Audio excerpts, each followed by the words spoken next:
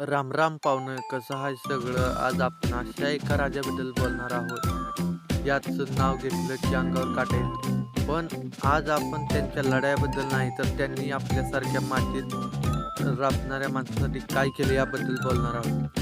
लोक म्हणतात महाराज फक्त तलवार गाजवायची, पण गड्यांनो, महाराजांच्या हातात जेवढी तलवार शोभून दिसायची ना, तेवढीच त्यांना शेतकऱ्यांच्या हातातील नांगराची काळजी होती. आज आपण महाराजांच्या त्या रूपाबद्दल बोलणार आहोत, जे अजूनही लोकांपर्यंत पोहोचलेले नाही. विषयाचा विस्तार साध्या भाषेत. बघा, त्या काळी कसं होतं. मुघल यायची, आदिलशाही यायची, ही लोक काय करायची? आली की सुसाट सुटायची, शेत जाळायची, उभं पीक कापून न्यायची आणि वरून शेतकऱ्यांकडून शेतसारा टॅक्स वसूल करायची. शेतकरी पार नागवा झाला होता. पण शिवबाराजांनी काय केलं? महाराजांनी सगळ्यात आधी सांगितलं, माझ्या राज्यात माझ्या रयतेच्या भाजीच्या डेट्यालाही कोणी हात लावता कामा नाही. विचार करा, केवढा मोठा आदेश होता हा. आज आपण पाहतो, साधे अधिकारी आले तरी लोक घाबरतात. पण महाराजांनी आपल्या सैन्याला ताकीद दिली होती की जर युद्धात झाला असेल आणि वाटेत शेतकऱ्यांची शेती लागली, तर घोड्याचा पाय सुद्धा पिकावर पडता कामा नाही. जर पडला तर सैनिकाचं गळ केली जाणार नाही. जर पडला तर मग त्या मावळ्याची गय केली जाणार नाही. शेतकऱ्यांसाठी मदत झाली. दुसरी महत्त्वाची गोष्ट म्हणजे बियाणं पाऊस पडला नाही की शेतकरी हवालदिल व्हायचा. मग महाराज काय करायचे? राज्याच्या तिजोरीतून शेतकऱ्यांना बियाण्याचे पैसे दिले जायचे आणि ते पैसे परत पिकवल्यावर सावकाश परत करा, पण आता शेती करा. सावकारी पाश नव्हता दिले.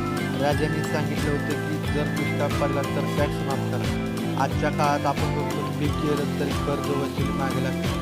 पण माझ्या राजाच्या काळात 350 वर्षापूर्वी सांगितलं होतं की पीक नाही तर पैसा नाही. आता एक गोष्ट सांगतो की एक गोष्ट मला अभिमान वाटेल.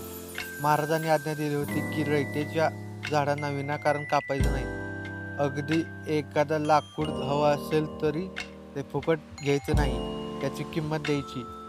आणि जर ते झाड एखाद्या पोटच्या पोरासारखं वाढलं असेल तर त्याला हात सुद्धा लावायचा नाही. निसर्गावर इतकं प्रेम करणारा राजा कुठे मिळेल? पाण्याचं नियोजन आणि गावरान जिद्द. पाण्याचं महत्त्व महाराजांना चांगलं माहीत होतं. त्यांनी गड किल्ल्यावर तट्ट टाक्या खोदायचं, पण खाली गावात सुद्धा ओढे नाले यावर बंधारे घालण्याचं प्रोत्साहन दिलं. पाणी अडवा आणि पाणी जिरवा हे आपण आज म्हणतोय, पण राजांनी ते तेव्हाच करून टाकले.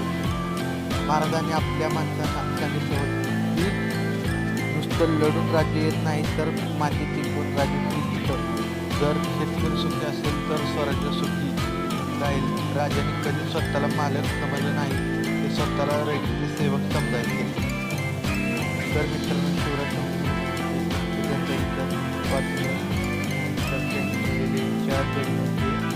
आज जर आपल्याला वाटत असेल की आपण महाराजांचे मावळे आहोत, तर आपल्या मातीची, आपल्या शेतकऱ्यांची आणि आपल्या निसर्गाची काळजी घ्यायला हवी. महाराजांनी शून्यातून विश्व निर्माण केले. ते फक्त तलवारीच्या जोरावर नाही, तर रयतेच्या विश्वासाच्या जोरावर. तो विश्वास आज आपल्याला पुन्हा जागा करायचा. चला तर मग शिवरायांचा हा विचार घरोघरी पोचवूया. बोला छत्रपती शिवाजी महाराज की जय. जय भवानी, जय शिवाजी.